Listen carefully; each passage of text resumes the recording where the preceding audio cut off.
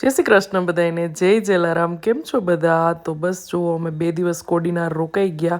Mummy papa સાથે time spend કર્યો, એકદમ મજા કરી બધાએ. અને સવારમાં મસ્ત મજાના ગરમા ગરમ ગાંઠિયા, ચા, સંભારો બધું નાસ્તો કરી લીધો. અને હવે નીકળવાનો ટાઈમ થઈ ગયો. જ્યારે નીકળીએ ને ત્યારે એક થેલો તો વધી જ જાય.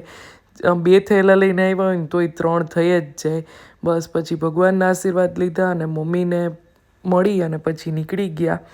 આંશીબેનને અમારે થોડુંક ઓછું ગમે, એને ક્યાંય પણથી નીકળતા હોય ને એટલે થોડીક અમારે સેડ થઈ જાય. અને બસ જો અમે રાજકોટ જવા માટે નીકળી ગયા. 3.5 થી 4 કલાકનો અમારે રન થાય, એટલે સવારે થોડાક વ્યવસ્થિત ટાઈમે જ નીકળી ગયા હતા. જે ટાઈમ નક્કી કર્યો હતો ને એ ટાઈમે નીકળી ગયા હતા. 9, 9:30ની અરાઉન્ડ.